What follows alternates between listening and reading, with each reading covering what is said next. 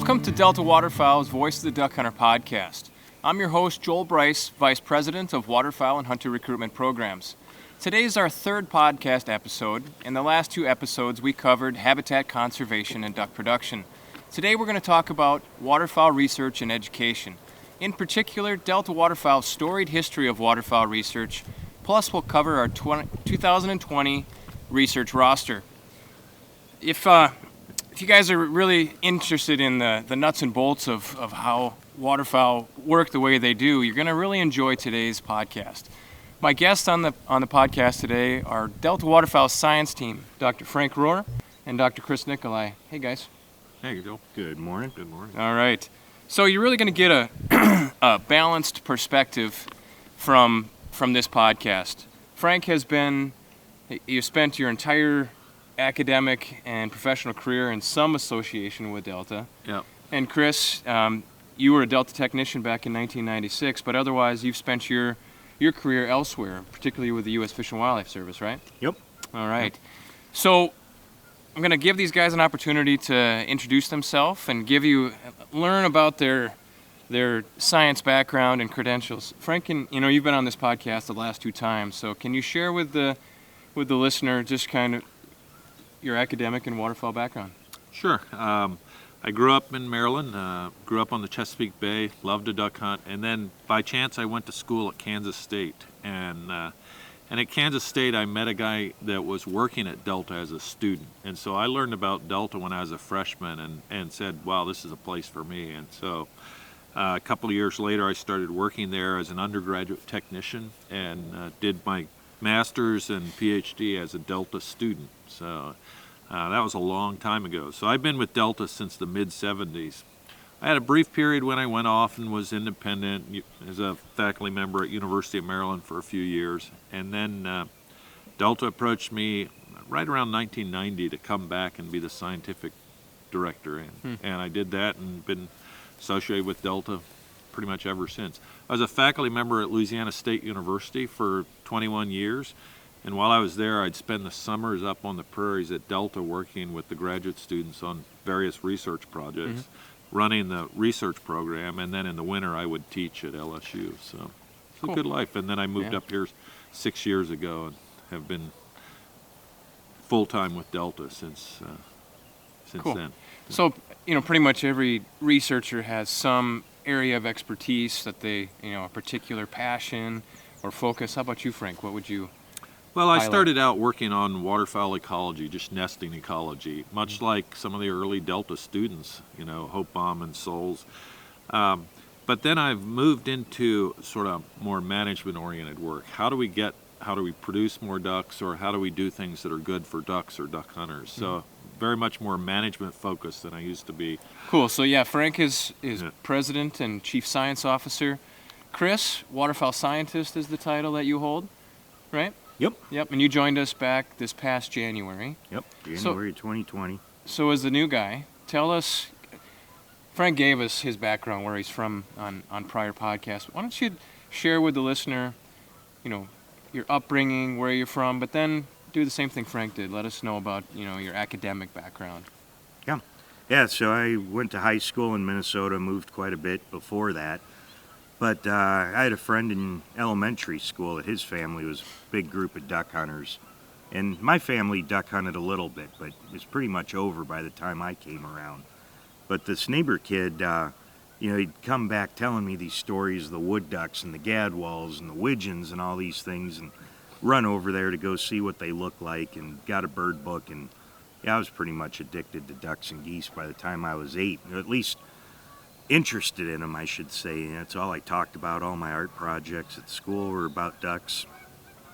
And went through high school, had a really neat wildlife biology class, and then went up to college in northeast Minnesota at a community college. And I think I mentioned it's on the webpage that it was like the third week I was there as an aviation major. And the third week I was there, I saw a classroom just full of ducklings. And I walked back to the teacher the next day, and it's like, what's this all about? And he's like, oh, that's wildlife management. I'm like, can I sign up? And he's like, yeah. So the next day I started, and reorganized them all for them because a couple of them were labeled wrong. Had a lot of fun. And yeah, finished a 2-year degree there thinking that would get me a job. And then, no, you got to go to school longer. So I went over to Bemidji in northwest Minnesota.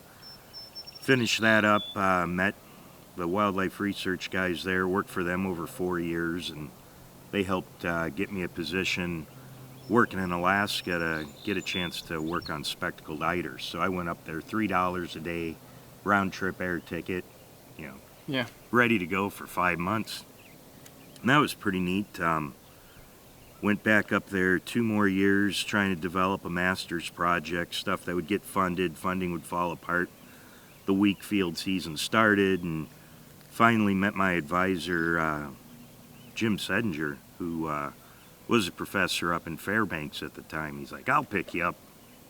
So started a master's project with Jim, and similar to Frank, I was interested in the esoteric stuff. Since I was a little kid raising birds and all that, I always wondered how eggs in the clutch all hatch synchronously. We know they don't lay them all in one big dump like turtles do. They lay them one at a time, but yet they hatch more synchronous than you'd ever imagine. So got to do a neat experiment where we switched hundreds of nests around so that just the first laid egg was in this nest and the fourth laid egg was in this nest, and remove some of these hypotheses people had developed over the years. And that got me really excited, and my advisor asked me to stick around for a PhD, and we shook on it, and about a month later he shows up and he's like, hey guys, I just took a new job down in Reno. It's like, oh my gosh, the desert, 100 degrees, everything like that. Okay, so down I went, and yeah, I spent 18 years living in Reno and finished up the PhD, got involved with a bunch of harvest questions with pintails and scop, developed a wood duck project that we'll talk about at the end here that I've had going 18 years, and I think we finished three graduate students now. We're going to be starting a 4th here pretty soon, and yeah, help the state redesign their breeding waterfowl surveys and their banding program. And after about 3 years of sweating, we realized we really liked it out there and had a really good time. But yeah, the opportunity here with Delta was something I couldn't pass up. It's awesome. Well, I'm slightly intimidated today. I'm the only doctor not here. So, doctor. But anyway, that's good. Really appreciate that. So, as you guys can tell, Delta's science department is in good hands with Frank and Chris. So, we'll jump back into the subject of today. I find it kind of interesting. Today's Delta waterfowl, really large compared to, back in 1911 when we started. Today we have the 4 pillars of habitat conservation, duck production, Hunter 3, and what's the other pillar? Oh, maybe some research and education. Yeah, research and education. There you go. So, but back in the day, 1911, 1938, pick your year, we had 1 pillar, and that was waterfowl research. So, Frank, can you give us a Delta history crash course? Maybe how we started, how our research department, our research work came to be, but then also spend some time talking about what that means to the waterfowl community and the waterfowl world. Yeah. So you mentioned Delta started in 1911 back on the East Coast, and that was at a time when wildlife was falling apart in North America. And so we started, interestingly, as an advocacy group to, try and educate people and get people focused on the plight of wildlife. But in the 1930s, something interesting happened. A guy named James Ford Bell, the founder of Kellogg's, General Mills, Kellogg's Corn Flakes, came to Delta. He came there earlier, but he watched, the drought of the 30s approach and ducks decline, and he really wanted to do something. He had this cool philosophy about putting back. He was a hunter, and had come to Manitoba as a displaced Minnesota hunter because ducks had already declined in Minnesota. And he came up and he really wanted to do something. And he started a hatchery, didn't really know what to do. But then he got wise and he sought counsel. and he sought the best counsel available at the time, a famous wildlifer named Aldo Leopold. Leopold came up and said, look, here's the deal. We've worked on waterfowl in the winter, but we know nothing about their breeding ecology. And so he convinced Bell to fund research, and that's when Delta started on the prairies here. And not only did Leopold convince Bell of this, but he had a student at the time, Dr. Hopebaum, H. Albert Hopebaum, and Al Hopebaum became the first scientific director of Delta. And so, I still live in the shadow. Those are major shoes to fill, and I don't know if I've ever accomplished that. But Hopebaum came to Delta and ran the science program for decades. And basically, Hopebaum recognized that we know nothing about breeding waterfowl. There have been pioneers of waterfowl biology, Frederick Lincoln doing all the refuge stuff and working on disease, but nobody looked at breeding ducks. And Leopold said, look, you got to understand the entire ecology, and we now know that the breeding season sets waterfowl populations from wood ducks flying by to mallards to pintails. It's the breeding grounds that drive things, and so Leopold had it right. He didn't even know he had it right, but he just knew he needed to study waterfowl. And so that's been Delta's history. We started as a research organization, and when I came to Kansas State, I'd never heard of Delta. There was no membership. There were no Delta stickers on vehicles. It was unknown unless you were a dyed-in-the-wool waterfowl person. Then you knew of Delta. So I was lucky to get to know Delta early. But that's been our history, and that's kind of a cool history because, I'm still proud of Delta that everything we do is driven by science, from Hunter 3 to what we're advocating about, hunting regulations we'll talk about, to how we manage on the prairies is driven by great science. So I really like that part of Delta, that we were first a science organization, and that's our lens through which we view things. So that's Delta's history. Now there are hundreds of students, and many of them, all right, I'm old as almost as God, so I knew a lot of those students. Many of those students are retiring. I worked for students when I was an undergraduate that are mostly retired now, but there are hundreds of students that have guided our knowledge of waterfowl biology and hence how we manage in so many ways on the prairies. So that's a bit of Delta history. Oh, that's amazing. Yeah. Hey, just to give everybody perspective, if you hear a wood duck in the background or really loud pair of Canada geese, it's the Missouri River behind us again here, so it's a great setting to have a discussion. Jumping over to Chris, so Frank obviously shared, he's been involved with Delta for a very long time. Chris, I know you were a technician for Delta back in 1996, but your perspective on Delta, I'll call it an outsider. You've been with the organization 5 months. So from your perspective, what was the reputation or the viewpoint you had of Delta as an outsider? Yeah, back when I worked for Delta in 96, I'd probably been teching, being a technician on projects with graduate students and professionals for maybe 4 years at that point. And, your goal was to be the best guy that could find the most nests or catch the most ducks or, I worked 14 hours today, longer than anybody. But that was about all it was. It was this competition of just how hard of a worker you were. And the main thing I remember working at Delta in 96, there's still that component, but it was the first time I was exposed to peers, people the same age as you, reading papers. I'd never been exposed to that before at all. It was always this competition, just working hard and being able to talk papers, and people your same age doing it seemed like it was the right thing to do now, rather than a professor telling you, read this, and he never did, or he rarely did. So that was really neat from Delta. And then, I was only here for maybe 2.5 months and went up to the Arctic right away. And, most of the rest of my career up till this job has been out in the Pacific Flyway, where Frank mentioned, Delta is pretty quiet, even in the Mississippi and Central and Atlantic flyways, but out west, there isn't really even a history out there. And, there's still a lot of waterfowl professors out there. that do the same things, but they always talked about Delta as, they do some neat stuff. We talked to these guys that were from there. So it was always this bar set, that people looked up to.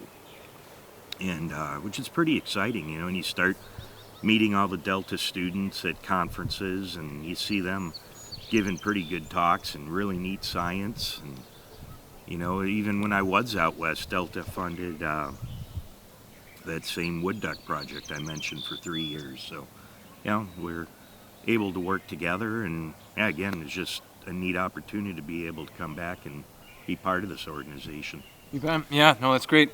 Yeah, the research and the science is definitely the backbone of everything at Delta. It's the fiber that runs through every program, every initiative. We do have to have sound science to form opinion and take action. Yep. So appreciate that, guys. So, so Frank, as he talked, the majority of the 20th century, Delta was just a quiet, I'll say little research organization, and probably around, I'm just going to say the year 2000, Delta started to change. And I think some gave Delta some flack for that. There's the romance behind Delta being this research organization, right, and just do research. Don't do programming, don't do advocacy. Right. In your opinion, Frank, why did Delta change from research and expand into the 4 pillars we talked about earlier? Well, one of the cool things about being here so long is I've lived all of this. So, and you're exactly right. When I first started at Delta, all we did was research. I remember coming to Delta in the 70s, and it was cool because there were all these students, and that's what we did. As Chris said, we talked about science papers, and you had this great interaction. We haven't lost that. That's still present, but I would say the first major change we made was we've always been a hunting organization. We were based on hunting in 1911. We were certainly when James Ford Bell, started funding work on the prairies, the notion was about hunting and putting ducks back. But we actually formally, incorporated that into our mission statement, fairly late, like 25 years ago. And we said, look, we're a hunting organization. We're all about advocating for hunters because, as you may know, you know this obviously, that hunters don't really have a great voice. Nobody's actually speaking out for hunters. Now, state game agencies obviously focus on hunting, sure, but we needed a broader sort of science-based advocacy group thinking about hunting, and so we wanted to be in that position. And we wanted to advocate for the right things, for hunters or for ducks. I don't know a single hunter that would want to hunt ducks to the point where we cause them harm. And so that's not the issue. The issue is, how do you reach the right balance? Right. Can we over-harvest ducks? An age-old question that we've been working on for 50, 100 years. So we wanted to advocate for the right thing, the right balance, and we wanted to advocate for hunters. And we also had done enough research that we saw things happening on the prairies that just didn't make sense. And so we wanted to advocate for the right things. And so the first transition for Delta was to advocate for doing the right sort of management. But in some cases, the right sort of management, let's face it isn't politically correct. Right. If you go out and reduce predators, we have all these new predators on the prairies. We have a superabundance of predators because we provide supplemental food and have changed the habitat. And if we want to go out and manage predators, it's not politically correct to go out and kill raccoons and skunks, even though raccoons are exotics, skunks are overabundant. And so there's reluctance to do management that made sense, and there's inertia to do management that just has proven it doesn't work, or if it does work, it's so damn expensive that it's foolhardy. So we saw that happening, and we started to shift into, okay, if management agencies won't listen to us, we'll just do this management, and we can do that even though we're a relatively small organization. So trapping and hen houses are the two things that we've talked about on prior videos. We know they're super effective, and yet they're not widely embraced. So we're going to start doing those, and that's a shift we made. And then the final shift, as you know, is we just looked at the abysmal decline of duck hunters and said, somebody's got to do something on a national level. Right. And, and I think our Hunter 3 program is a fabulous thing. I'd like it to be much bigger, but worrying about the fate of hunters and advocating for hunters. John Devney's work recently with the Fish and Wildlife Service to get much more area on national wildlife refuges opened up. That's fabulous stuff. So advocacy on public policy is hugely important for us and can achieve great ends, grow and Alice and working wetlands. So the advocacy part clearly works, the management clearly works, so I'm just really proud of all the things Delta's doing. So. It's been a good transition. It definitely feels complete, right? Yeah. All the way from the duck hunter to the science right. to the... So I think if someone is not very familiar with our how we do our research, I think there's a point to emphasize. So we don't do staff research. Right. Not very much. Yeah. No, Yeah, not very low. much. Right. It's students that do the research. I'm going to kick this one over to you, Chris. So, we come up with an idea, or someone asks us to partner or contribute to their research project, but it's a student in almost all cases that conducts that research. What are the benefits, Chris? And maybe there's some limitations too that I could think of, but what are the benefits in your mind of a student doing research at a separate university rather than Delta staff doing their own research? Yeah, well, I think one, you get a fresh student that has a new perspective on things. Sometimes they'll bring some new, fresh ideas along with their advisor as well, So we don't, it's almost like hiring an independent contractor to answer the question we want. So it's not like we're driving our results at all, so that really helps separate those two processes. They're cheaper than a full-time employee, so you can keep them around longer to really peel back those layers sometimes, and you can expand upon it and, turn it over to the next student as well as those layers open up and, you start learning about the inside. Drawbacks, it can take a little longer, sometimes, you don't develop the tools as fast as you'd like. Sometimes we need to develop some new estimator or some new train of thought, some new comparison that no one's peeled back before. So I think the biggest thing is just broadening who's involved. More brains thinking about the one question is always better than one or two people or three just driving forward. In addition to that independence, let me chime in with something you mentioned, being out on the Pacific Coast. You have a student that worked for Delta, did his PhD as a Delta student, Bruce Duggar, out at Oregon State University, and he's a real leader in the field these days. Now, he's an older guy like me, but you have these guys. We got a young guy down at Louisiana State University, Kevin Ringleman. We helped fund his PhD, and he's now sending a second generation of students. But in addition to students they just work themselves to the bone. They're cheap, and that's good. We like to do things inexpensively when we can. But you train these students, and then they go out in the world. And flip over to the east side, Ken Richkus was one of my graduate students, was a Delta student, worked on pintails out in Saskatchewan. And he's now the head of migratory birds and running the program.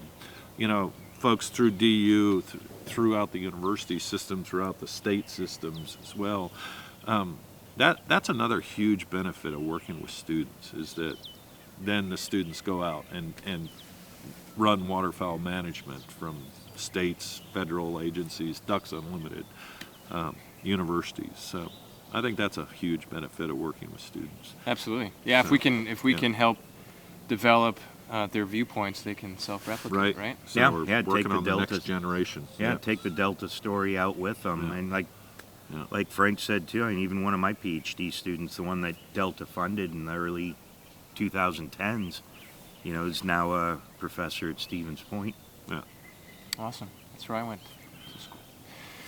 So we're kind of moving down the funnel here, and in a little bit we're going to go over each one of our research projects. in just, very high level, kind of getting the punchline. But so I think building to that, so you have basic and applied. Right. So the modern day Delta is leaning way towards the applied. Frank, can you talk about the value of basic, the transition to applied, or what's your perspective on that? Well, clearly, the value of basic research, I mean, you look at Delta's history, we had a long period where we did mostly basic research because we needed to learn about duck ecology. And I think we're there. We know more about waterfowl than any other group of birds in the world. We also have a ton of questions that we need to answer right now that are important management questions. Questions about how many pintails should we be shooting. Questions about how do we most effectively use $100 up here on the prairies to produce more ducks or protect habitat. And so we've focused on those questions just because we see them as so important. We don't want to waste people's money, and we know that we have a goal. We want to help the population of ducks, and so we need to know how to do that most efficiently. When I was a student, I saw this transition because I came to Delta in the 70s, and students were allowed the luxury of choosing their own projects. Well, I had read about these clutch size determinations, just like Chris was working on hatching synchrony. How do those duck eggs that by the end of laying are different by days, and yet they hatch over a period of 8 hours? Those are interesting questions. Not an important management question. We can't turn that into how to produce more ducks. But we made a shift away from that to we would give students an idea, and then they would go and develop it. And it's typically an idea about management efficiency. So we'll talk about, a project we're doing in northeast North Dakota right now.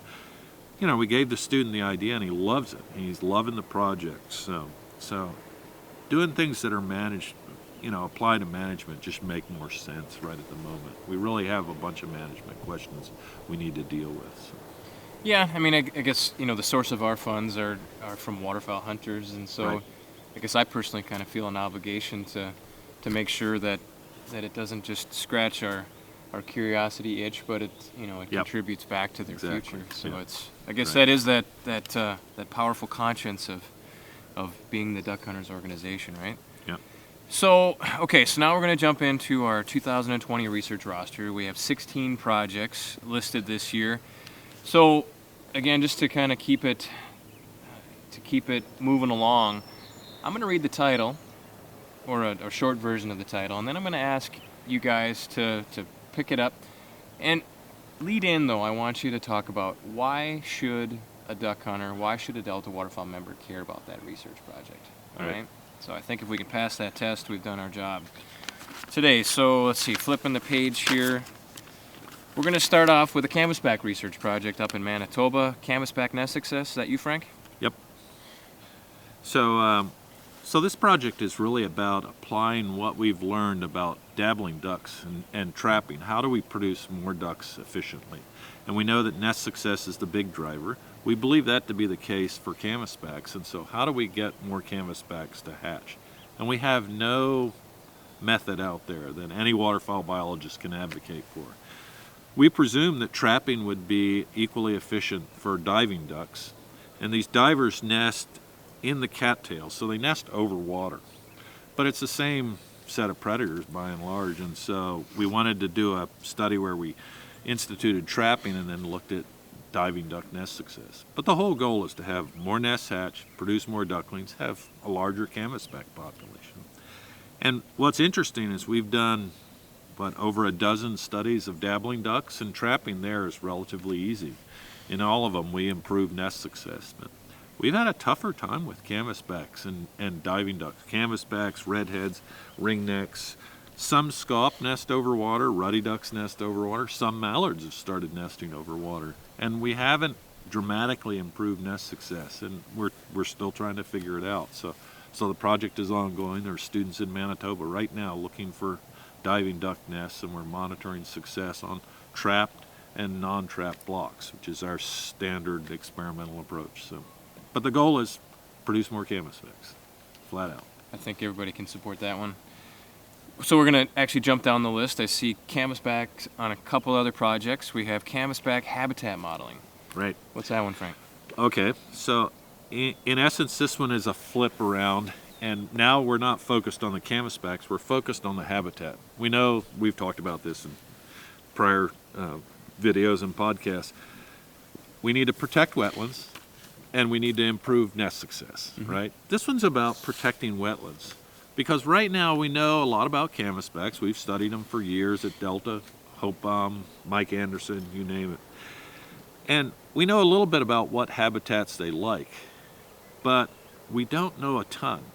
And in this the first Canvasback project, we've gained all this information. We've done pair counts, nest success, we've done brood counts. And so we have these great measures of reproductive output. And what we need to do is link those up over huge areas. Like when we work on something, we work on a big scale. So hundreds of square miles we've looked at. And so we can now look at the habitat and link it to this population data and say, hey, here's the very best habitat. This combination of small wetlands and big wetlands, this in the upland. We don't know what that is right now, but a student that did his master's on the Canvasback project is now going to take all of those data, huge data set, and match it up to GIS habitat. And this is one where we're working with Ducks Unlimited because they have this great GIS capability. And we're going to figure out where should we protect habitat, because we're trying to buy easements and protect habitat, but we're nowhere on that in Canada. And so we really ought to focus on the best of the best. Let's not protect medium grade habitat. Let's protect the very best. We don't know what the best is, so that's what this project is about. That's using beautiful. conservation dollars efficiently. I think it's a great example of, Chris was saying how you can conduct a research project, you learn, you take it so far, and then another student picks up the ball and keeps running, maybe in a direction you didn't think it was going to go. Yep. And so this one is a spin-off of a lot of great work we've done on Canvasback. Right. So the last one, Canvasback redhead integrated population models. Right. And so we have a fairly good understanding of, we have an excellent understanding of mallard population biology and blue-winged teal and wood ducks. We really don't have that kind of understanding of canvasbacks. For one, we just don't have as good a data. We don't band very many of them, so it's hard to get survival rates and harvest rates. But by using modern methods, we're going to combine essentially every bit of data on canvasbacks and redheads and put it into a population model to better understand, are canvasbacks like other ducks and we should be completely focused on the breeding grounds, or could canvasback winter survival be a little more important? So that's the sort of question. And this is a cool one because this one we kind of wanted the answer to sooner, so we're going not to a graduate student but to a professor and a postdoc so that they can, partly because the analyses are fairly sophisticated and partly because we want the answer sooner. So this is one with Dave Coons, a former Delta student and postdoc, crunching all this impressive data that we've gathered and everybody's gathered on canvasbacks and redheads. That's great. That's a good one. So let's see, I'm going to break up the voice here a little bit. Jump to the bottom. Large-scale Pacific Flyway radio project. Chris, is that one you're going to talk about? Yeah, that's one that I'm carrying over from my old position with some of our partners out in the Pacific Flyway, primarily driven by Cliff Feldheim, who's a past Delta student as well. And a bunch of USGS guys and California Waterfowl Association, where I think in the last 5 years now, they're up to right around 1,200 of these new GSM radios on pretty much everything, greater scop to blue-winged teal, which is a very rare bird in the Pacific Flyway, mallard, shovelers, everything, most of the geese, tules, Pacific white fronts, snows, Ross. It's pretty exciting, and marking birds out west, and one of their core questions is, even out west in the Pacific Flyway, the goose populations are smaller than the mid-continent, but they're more dense. There's, it's probably an order of magnitude less geese, but there's still so many of them, and the wetland habitats in the Intermountain West have been drained and just decimated. I mean, California probably has less than 5% of their original wetlands remaining, most of which is duck clubs and state and federal refuges. And so there's a lot of concern there of too many geese, especially in the last decade, out-competing all the puddle ducks. So they figured they'd get a project going, marking everybody and see how, the core populations move and shift with each other, both in space and time, and figure things out. And with these new radios that we're using in a couple other of these projects, the technology's just phenomenal for now. These GSM radios, these are the satellite transmitting radios which collect super accurate data. I mean, Chris can go out and find he did that last week, a transmitter that was put on in Texas, and it just goes right to it, or pretty much right to it. Yeah, walked right found to a it. dead white-fronted goose or the transmitter. So super accurate locations transmitted to satellites, so you get fabulous data. This is the biggest satellite study in the world, and this is driven by a guy that is funding great waterfowl research, partly through Delta. So great project. Yeah, these radios, they're more real time, so we can actually link satellite imagery and on-the-ground habitat assessments right to the birds' behaviors and locations. See, this is too easy. It is. It's not I'm fair. getting bigger, and I'm Yeah. watching lots of birds. I spent 3 years the old-fashioned way. You had to be within a mile of In that the old days, radio. we had these Yeah. antennas, and you had to track them around and fly around to find them and drive thousands of miles. And now the data just comes to you. It's fabulous. Yeah, I Chris, mean, you should have to work harder. That's not. Well, when you talk about the old school stuff, I mean, Frank, I know, has been involved with behavioral stuff too, where you're watching birds, recording how often it's feeding or preening or sleeping. These radios actually can record how it moves in 3 dimensions. And, a grubbing goose does a certain signature. A sleeping goose does a different one. So, let alone we don't have to do triangulation to find out where they are. Yeah, our behavioral observations now are also coming on a computer. All right. So, hotspot trapping to improve dabbler production right here in North Dakota. Frank, you want to cover that one? I can, sure. We know that trapping works. In recent years, we've tried a new approach, and to be honest, trapping really works for dabbling ducks. But we found that where it works the best is in low grass environments, where nest success is abysmally low. And so in those environments, you have 100 square miles where there might be 5 total sections of grass, little chunks here, a quarter section here. And we've tried a new approach to trapping where we, instead of trying to trap all 100 square miles, we say, go and trap those very best fields, because that's where 80% of the ducks are going to nest. Do we know 80%? No. But we know you get huge concentrations of ducks in those fields, and if we just protect those fields, we probably are really improving nest success. And we know we've greatly improved nest success. We've hit, 60, 70% some of those fields. But we really want to evaluate it. So this is all about return on investment. We want to make sure trapping dollars are used as effectively as possible to produce as many ducks as we can. And we think that this hotspot trapping is the way to go. So we're really doing a great evaluation of that compared to our traditional trapping where we trap township-sized blocks, and we trap all of it. And so that's what the project is. And what's really cool about it, Chris and I have done a bunch of work on that this year, is not only do we need to get nest success, and that's simple. You just find a bunch of nests and monitor them. But we need to get nest density. And that sounds simple. Well, you search a field, and if there are 2 nests in an acre, you got 2 nests per acre.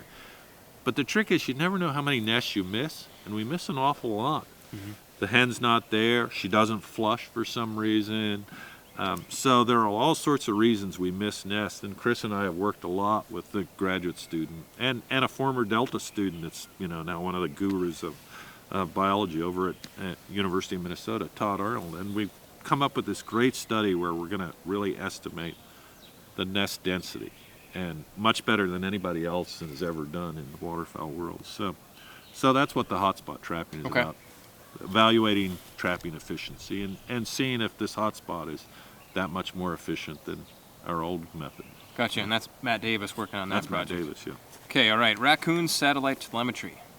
Okay, so Yeah, this is a project, coming to Delta, dealing with predators. This is one of the projects that got me really excited, where we're studying the predator. So they're putting out a bunch of satellite transmitters on raccoons up in Canada. Unfortunately, we had to back off of this project for other reasons with, COVID-19 this year. But 1 year's been accomplished, and, we'll probably pick this one up in future years. But with this, reading the reports on this one gets me really excited, is it's looking at where the raccoons are using, both natural habitats and then also, abandoned farmsteads and tree rows and, these things that we've put on the landscape that weren't here before raccoons showed up, where they tied together. It's interesting being back here in North Dakota, the trees are a lot bigger than I remember 20 years ago. I remember coming here just thinking I was in the wide open tundra. And, you wonder how much this anthropomorphic, human-caused change has driven some of these raccoon or other predator populations. So, yeah, I find this one really exciting. I can't wait to get involved with this one when we resume, hopefully next year. This was also part of the web of the Canvasback Predator Management Research Project where... That's right. We're going to gain fabulous information about habitat use, but we're trying to learn that so we can be more effective trappers and figure out how to reduce the raccoon population so we can have more canvasbacks. Right. Yeah. Well, that trail cam technology allowed us to see a subset of what predators are destroying these canvasback nests, and raccoon jumped to the top of the list, right? Yeah. And we had expected raccoons to be there, but we found an awful lot of predators that weren't supposed to eat canvasback eggs, and foxes and coyotes that didn't like to get their feet wet. Well, they seem to be quite happy to do it to get a canvasback egg. So a canvasback nest is over water. Yeah. Sometimes 1, 2. Anywhere 2 feet. from 8 inches to 3 feet of water. They basically take the cattail and weave it down so that it'll hold the weight of the canvasback and the eggs. But there's water underneath it. So raccoons being semi-aquatic. Yeah, we expected that, raccoons and mink, but the impact of ravens and coots and Canada geese and muskrats and everything else, we were a little surprised by that. So, and a striped skunk on camera. Over the water. I think that one's interesting. Everyone needs a bath every now and then. Huh? That's right. Counting broods using drones. This is a cool technology. We've had several graduate students working on this, and basically we're using a drone with this thermal camera. So basically it's a heat detecting camera, and we started out on dabbling ducks. We've worked on canvasbacks with this thing, but where the drone and the thermal camera are probably going to be most revolutionary to waterfowl biology is counting broods, because we've had a terrible time. We've been doing brood counts since way before Chris and I were born, and we know that they're worthless because most broods try and get to places they can't be seen, and so you don't see most broods. And so when we do a brood count, we might be counting anywhere from 15 to 30% of the broods. Well, that's pretty worthless data. Yeah. With the drone, we think we can detect the great majority of broods. So you fly over wetlands, and even though they might have a whole bunch of vegetation that the brood is hiding in, from above, these ducklings that don't have contour feathers and great insulation, they just shine. They actually show up better than the hen does that's with them. And so we've now discovered that we use the thermal camera to find a heat source, and then we switch to a visual camera. So you have 2 cameras on one drone, and you zoom down and see, oh yeah, that's a brood, that's 10 gadwall ducklings. And so we're going to be able to do brood counts. Why does that matter? Because for a lot of the work we do a ton of work just to get at production. Well, broods are the best measure of production. Right. So let's evaluate management, whether it's planting grass or putting up hen houses or doing predator management by counting broods, and let's get super efficient at this. And I think that's what the drone brood counts are doing. We have a student now working in the Dakotas on dabbling ducks. We've done a lot of work on diving ducks, and in both cases, the drone is really proven effective on brood counts. Kind of jumping the gun, but it's at least a 2-fold detection rate, isn't it? Oh yeah. It's much better than observers. Even when we do fancy double observer brood counts, we're still missing most of the broods. So the drone is far more efficient, and it's far faster. And you don't have to have an army of technicians. With one drone technician, you can get out and do a lot of habitat. Yeah, see, that's the amazing part. So, out cable chain dragging, finding duck nests to see how many of them hatch. That's a summer-long Project, effort. yeah, right. You And know, what and- you really want to know is how many broods did you produce? Yeah. You can just Yeah. jump to that, Yeah. take you a few Right. weeks. Yeah. That would be pretty exciting. Yeah, I think it's a neat example too, like we were talking before, just peeling layers of the onion back, coming in with more questions. We're learning that what you'd think would be really simple isn't. Right. So there's all these nuisance parameters, mainly detection probability. Did you really see everything out there? And yeah, a lot of these projects have that common theme, is to fine tune so that we're closer to the correct answer. We'll probably never have the perfect answer, Yeah. but we can sure get a lot closer than what we've been in the past. That's how science moves forward. Bet. Awesome. Okay, ringneck ducks. We have a ringneck duck project going on. The ringneck project started in Georgia and Florida, and what we were doing was putting transmitters on ringnecks to see where do these ringnecks breed. So what's the origin of those birds in Georgia and Florida? And it turned out we hit it. The timing was perfect because the Atlantic Flyway population of mallards has been declining, and so in the Atlantic Flyway they decided to sort of unhitch their hunting regulations from mallards and hitch them to a bunch of species. So it's ringnecks, wood ducks, greenwings, and golden eyes. But ringnecks were probably the least understood of those because we don't band any of them. We didn't know where they were coming from. It was presumed that ringnecks came from the east. So we put these GSM transmitters on ringnecks. We don't put them on ringnecks. We actually cut them open and put the transmitter internal.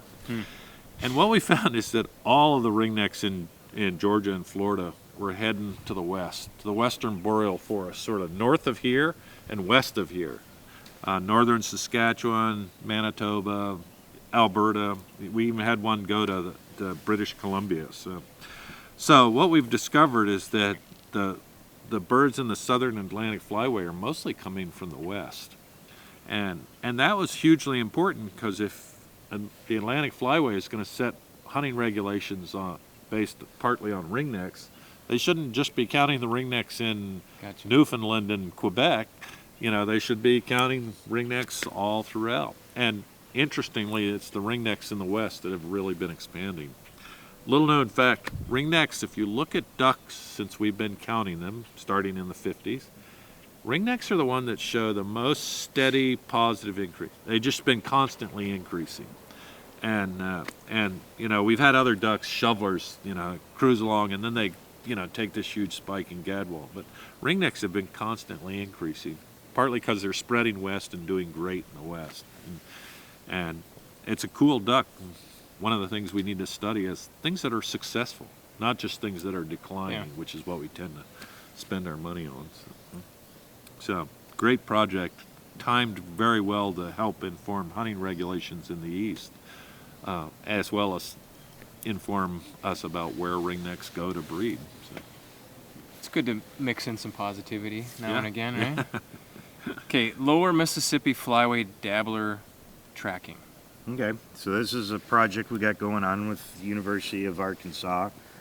And 3 puddle duck species, mallards, American widgeon, and green-winged teal. And using these backpack GSMs, so we've been putting out these little 10-gram radios, similar to all these movement studies, like the ringnecks, and we were talking with those western radios as well, is just getting some linkages between breeding and wintering habitats.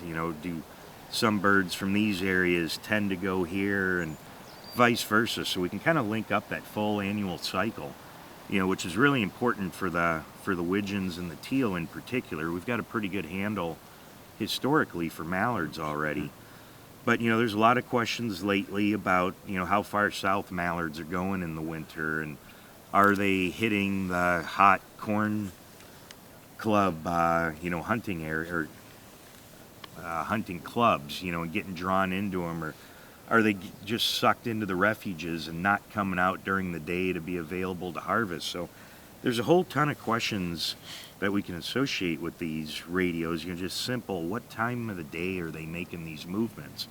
But then also, what time of the year are they making these movements? Are they delaying, are they calendar ducks? Do they just always migrate on the 10th of April? They got to be there. Or are they following that snow line? It lets us, or ice line, whatever. It lets us learn a lot more about how they progress in migration, both coming down in the fall, but also returning in the spring when they're getting ready for nesting season. So, I mean, people eat these projects up just because you want to know where the ducks are, where they're not. Right. Are you going to see them? Are you not going to see them? What would be the biggest attraction to a duck hunter outside of just curiosity? There's been a ton of duck hunters that think the ducks have all shifted west, or they're all on refuges, or there are a ton of questions we're going to answer about where ducks are in the winter and how they're moving. How does disturbance affect them? How does weather affect them? So these transmitters just give you so much information. We can look at where do widgeon go to breed that are in the Mississippi Flyway. So all sorts of questions about migration. But I would say the biggest driver for this is really understanding duck movements in the fall and winter during the hunting season. And what's driving ducks? Is it hunting? Is it food availability? Is it refuges? What is it that is driving? How does weather drive ducks? So all sorts of questions that hunters really want to know the answers to. These transmitters can give us this. Right. And like you were talking earlier about, work you've done with radios and, the old school VHF radios doing triangulation. And if you got 2 locations a day, you're getting your paycheck for sure, know. Now, each one of these radios, if we tune them right with the right weather where the solar panel can recharge, we can get 100 locations per day. Jeez. It's pretty awesome. That's exciting simply because, the last 5 to 10 years, been a lot of questions out there in the duck hunting community.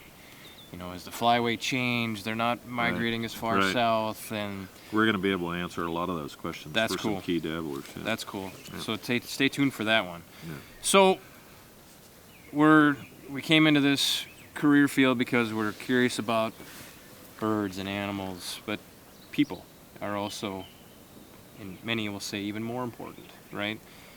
So working wetlands, that's more of a human dimensions project. So who wants to talk about working wetlands? Working wetlands is a Delta concept about, we have nice wetland protection. In the States, we've protected nearly a third of the wetlands in the Dakotas, for instance, with perpetual easements. But that means 2/3 are unprotected. Now, they're protected by swamp buster and agricultural policy, but we're still seeing a lot of drainage, and particularly of the most valuable wetlands, these tiny wetlands, small wetlands that are the backbone of pair production. When pairs are looking for wetlands, they love these small wetlands in the spring the most. So, and those are the ones that are easiest to drain. They're in the farmer's way. When you've got a little 1/10 of an acre wetland and he's pulling an 80-foot cedar, he really doesn't want to have to go around that thing and waste diesel. So we can understand why farmers want to drain them, and so we want to provide an incentive, and that's what working wetlands is. And that was one of Delta's great successes, is working with other groups. John Debney has been able to get working wetlands built into the Farm Bill. We also want to understand, how do farmers react to this? And so we're doing a bunch of research through the University or North Dakota State University to look at farmer perceptions of working wetlands. And how do you make it even more attractive to farmers, without a whole lot more money? And how do farmers react to it? Because farmers have this view that, we're in conflict with them. Mm-hmm. And yet, 90% of the ducks in North Dakota are raised on private farmland. So we have to be able to work with the farmers and make programs that work for the farmers and work for ducks. And I see working wetlands as that sort of project. I think that's the strength in any habitat or duck production program out there, is that if it's viewed as something you do to the farmer, you're gonna hit resistance. It's just no human doubt. nature. Yeah, but right. if you do it with the farmer, you consult and develop, and I love that one. Yeah. And hats off to the work done there. So we're gonna kind of lump 3 of them together. Pintail harvest and survival is one. Has pintail production declined is the other, and pintail carrying capacity. So pintail harvest and survival, is that one? Well, okay. let me set the stage, and then we'll let Chris talk about harvest and survival because he's, an expert in that field. Pintails are at remarkably high levels and yet low levels at the same time. So we have between 2 and 3 million pintails in the last few years, roughly hovering around 3, dropping down to 2.6 at times, and that's great. That's more pintails than we have an awful lot of ducks where we shoot 6 of them per day. But pintail regulations are at 1 duck per day, and you're seeing thousands of them if you're in California or Louisiana or Texas, and so you're very frustrated. And they're very desirable species for hunters. And so we view pintail regulations as, we need to take a look at pintail regulations.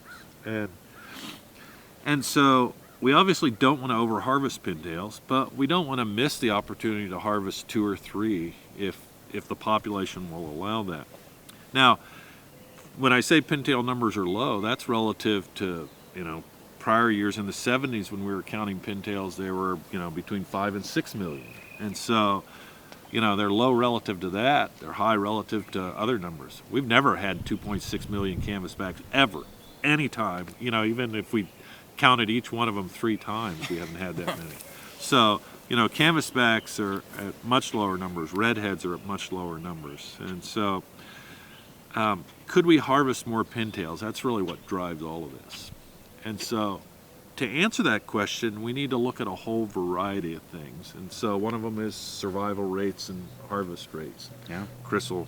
Yeah, and luckily pintails are they've got to be in the top 5 or 6 top species that have been banded. So there's been a lot of data, good data. Yeah. over the years, and it's really neat that several papers have come out in the last 10, 15 years analyzing these long-term data sets. It takes a long time to crank these out. And at the same time, we've gotten a lot of these new advances in analytical techniques. Computer speeds have gone through the roof, and it just ends exponential every year. And so we can do things that we couldn't do even 10 years ago, or if you did, you had to go steal some, supercomputer to make it done. But now we can do it on our desktops. And yeah, we've got a postdoc that just finished up in Reno analyzing long-term banding data sets in several puddle duck species, including pintails, but also blue-winged teal, just as another species to provide a check. We know blue wings have been going through the roof, so they're a really good one to study what they're doing right. But with the pintails, they're able to estimate survival. You're also able to estimate population size, and then you can use those population sizes that are estimated for the boys and the girls, and you can turn that into a sex ratio. And look at a bunch of other neat stuff. And another one, take that sex ratio and then compare it to the proportion of juveniles in the fall flight, or wing bee envelopes. And it really, it gets some neat messages. One that I've paid attention to is, we've always called for sex-specific regs just to save hens. Dead hens don't shoot eggs. And I've never really bought into that one a whole lot before from the data that we've had. But all of a sudden, this postdoc showing a linkage between low sex ratios when there's too few girls and way too many boys, it actually influences recruitment. So it's like, okay, maybe we do have too many males that are pestering the daylights out of these hens. Instead of these 3 bird flights, we're getting 7 and 15 bird flights, where there's 1 hen. And she's just burning up all her resources, so she doesn't have enough to invest into eggs or into incubation. So it's kind of a neat twist on maybe sex-specific regs are valid, but for a reason we would have never come up with before. Again, a different layer of that onion. Yeah. One of the things we want to get to is everybody's familiar with mallard regulations, where you have the opportunity to shoot more males than females. And that helps mallard populations because it evens out the sex ratio. We have this great skew on the breeding grounds where females die and males don't, by and large. Females sit on eggs, fox jumps on the nest, guess who dies? It's mom. Right. And so, in a recent study, we found basically 25% mortality for hen mallards in the summer and less than 1% for males. Males are So that's how you get just the- don't die. So we have this huge skew in sex ratio that gets caused on the breeding grounds. We need to unskew it in the winter. And so what Delta would like to propose, if we get the right, sets of data and it looks feasible, is, hey, let's shoot 3 pintails, 3 males. You can only shoot 1 female. So we can be still super conservative with hen harvest. Most hunters believe that if we shoot a bunch of ducks, that means survival rate for ducks goes down. Well, that logically makes sense, but it doesn't in a sense, because there's this weird thing called density dependence that the ducks compensate. So if you shoot a bunch of ducks, you may have taken the worst set of ducks out of the population, and the rest survived better. Yeah, the ones that would have died of natural causes anyways. And so, what we've looked at with all these sophisticated analysis, everyone we've done for ducks, and certainly for pintails, says that harvest rate, the number we kill, is unrelated to survival. And particularly for pintails, because our harvest rates are so absurdly low nowadays. So we're doing that analysis, the sex ratio analysis. We're doing other sorts of studies. I'll preempt you. You're going to talk about a couple other studies. We have one where we're looking at, has production declined? And it clearly has declined. You can look at age ratios and see that in the 70s, when we had 5 million pintails, that was because they were producing lots of young. And now they're not. And we've actually documented that. We have some great scientists working on that. So we're looking at documenting declines in production. We know that's why there are fewer pintails now. It's not a survival issue, it's a production issue. And we've gone so far as to look at the habitat on the prairies. So that's the habitat and carrying capacity stuff. And we're finding out that we've done 2 dreadful things on the prairies. Not dreadful, but we've drained wetlands. That's dreadful. Dreadful if you're Right. Okay. if you love waterfowl. But the other thing we've done is we've gone to no-till agriculture, and what we find is that pintails will nest in stubble. And so in the old days, we used to grow wheat, cut it, and leave and in the fall we would go in and till the stubble, so we were ready to plant in the spring. But we found out that by leaving the stubble, you capture snow and moisture, and so you grow a better crop next spring. So you leave the stubble and you plant into the stubble, in May. Okay. But the problem is pintails come back in April and see the stubble and say, that's nesting habitat, and they nest out there. And they have terrible nest success due to predators, but they re-nest, they go back in the stubble, and if they happen to avoid a predator, John Deere is super efficient and covers Finds every their way in square there. inch of Yeah. the field, and so we lose the nest. So that's another problem for pintails, particularly for pintails. Mallards don't view wheat stubble as nesting habitat. That's just too sparse.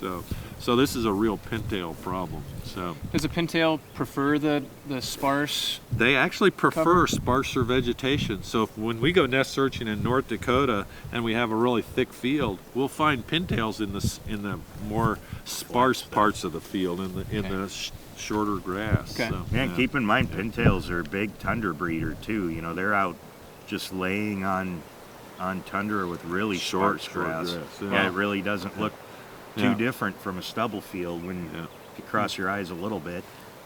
All right, so we got three left. Nevada wood ducks. That's a Chris well, project for sure. Yeah. So I've brought this up a couple times. This is a project I started right about when I started my PhD, but it's a really neat, really unique study in which we can band almost everybody. So a lot of these biases we were talking about, sometimes hunters just shoot the dumb birds anyways. Dumb birds are usually easier to band as well. But you get into a situation where you keep catching almost everybody, we can start really hitting into and eventually catching these high quality individuals to guarantee they're in our sample. If we just go out, we're going to band the first 100 mallards we're going to get. You're kind of catching the first 100. We have a trap bias. The stupid Yeah. mallards go in the trap, and the smart ones stand back. And then those are the I'm not ones going we're in. looking for hunter reports from. So this study's pretty neat, where we've got probably the most intense duck project I'm aware of. I mean, some of the eider projects might surpass it, but We're just on them. I've been marking them with plastic tarsal band as well, so we don't necessarily have to recapture them to read the little numbers in their metal band, but we can read their band at 200 feet with a spotting scope and tell who's alive.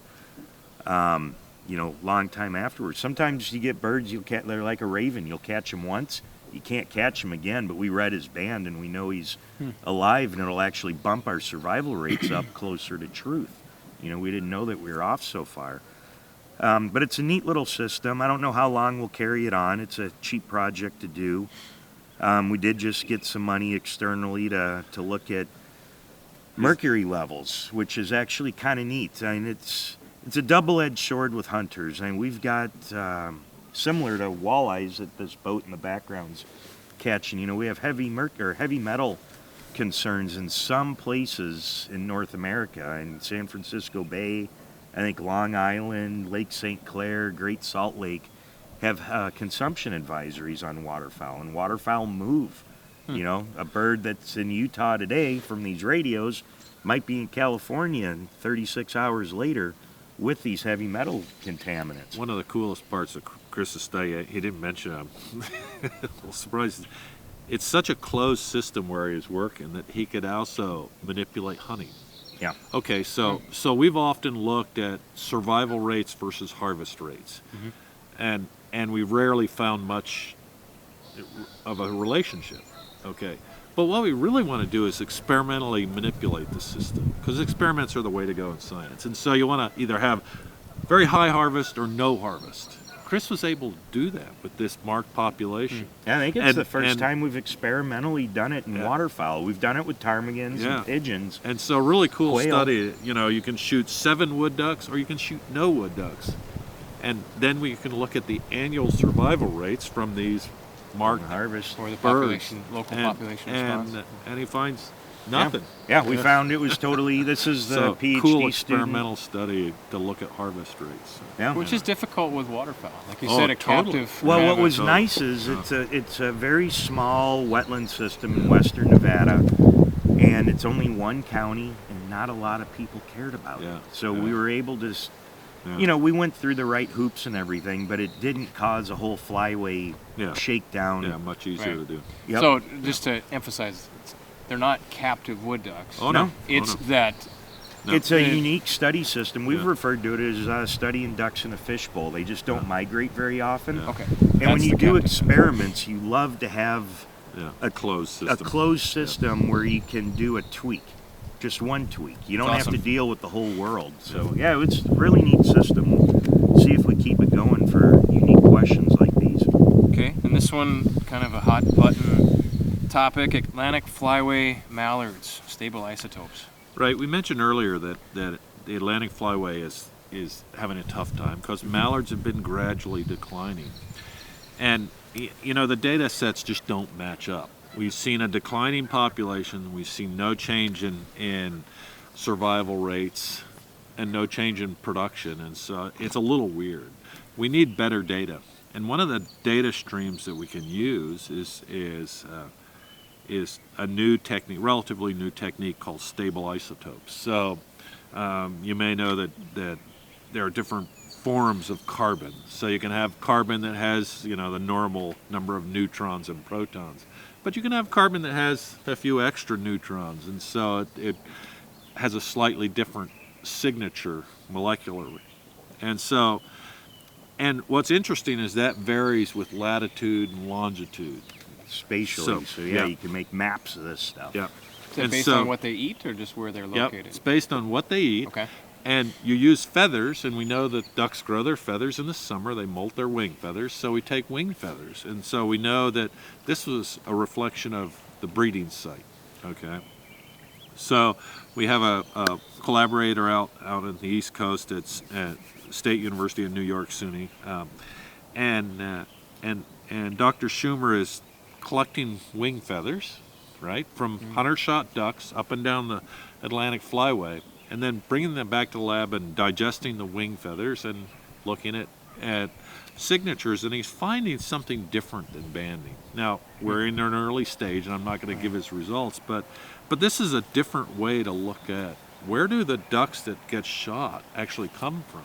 And we're finding a big Canadian signature.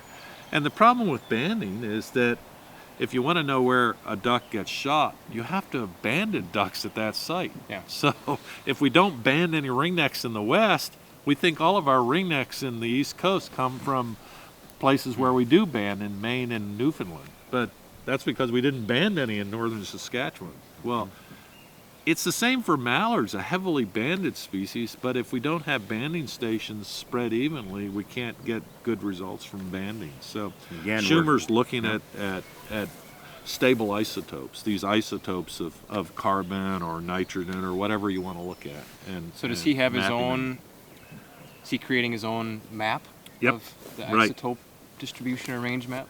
No, he's basically using, we've known for some time how carbon changes when you go north, Okay. when you go east and west. And it's not hugely accurate. It's not like having a GSM radio where we know within a few meters. Right. We know within, a dozen or 100 miles. But that's good enough to know Right. whether the duck came from Canada or did it breed in the northeast of the states. So, Which are two entirely entirely different source different source areas. Yeah. It's another project that's fine-tuning, some of the assumptions that might have been wrong that we've used in the past. Yeah. Awesome. Okay, so the last one. We've been looking for this one for the last half an hour. Geolocators on Pacific Flyway ducks. No, that's another one of my projects I'm bringing with me. The field work's done. So geolocators are itty-bitty tracking devices. They weigh about a gram. And we can also just simply attach them to a leg band with a zip tie. So no backpacks with, elastic wrapped around them or surgery where we have to knock them out. Dirt cheap. Yep, yeah, they're about $150 a piece, but the hard part is you got to get them back, either from hunters or from recaptures. So we put them out on wood ducks, mallards, canvasbacks, and we just submitted a canvasback paper that I think will help us think about studying birds in the future. We're getting movements. You look at the maps, they're nearly just as nice as our GSM maps, except you can't zero in on what type of field it is. But for full annual cycle movements, I'd say it's very comparable. And what's also really neat, kind of a byproduct of it, is it records light. So you mount it on a leg band, and what happens to their leg when they're incubating on a nest? It goes dark. Mm-hmm. So all of a sudden we get precise data showing that they're incubating. And what's really neat with the canvasbacks is for the ones that did survive the summer to be available to be shot, so they escaped the raccoon at the nest. Not all hens are that lucky. If they survive nesting season, every single one of our females tried to nest and nested long enough for a 35-day period that their nest success appears to be 100% at that, given that they survive. So it appears if they make it through nesting season, which probably 60%, well, higher than that, 90% of canvasbacks do, 85-90%, it appears they successfully nested as well. Is that true? I don't know, but the preliminary results are pretty encouraging and make you scratch your head like, how can this be absolute? I would have expected something halfway. But for every single one of them to nest and nest successfully makes me wonder how many biases there could be. I'm not saying there are.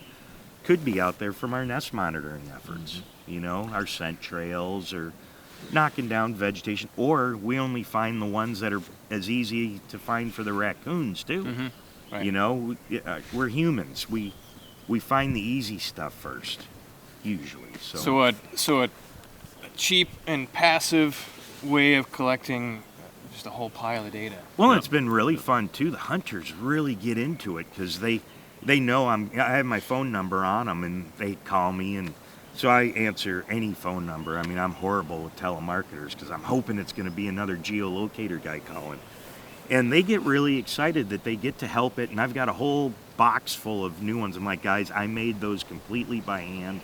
I can get you one tomorrow with a paid return envelope. And they've been awesome. And then, this was about a month ago, I had two guys in Idaho, didn't even know each other, photographers, not fighting, but taking the same pictures of the same canvasback with one of these tracking devices on. And they actually had such good photographs that they could read my phone number off the bands. That was pretty fun. That's pretty cool. That's pretty cool. Well, guys, I think you did a great job walking through all of our research projects. Frank and Chris talking about the history of Delta and some of the different research perspectives. So I want to thank you guys for joining the podcast today. Good fun. It was pretty love darn talking good. about So this stuff, absolutely. So we tried to shoot, for those watching this on video, we tried to add some scenery, but I think the wind is going to chase us off here. And I think just to throw a little humor in here, it's always windy in North Dakota. So I think it's kind of funny when the wind doesn't blow.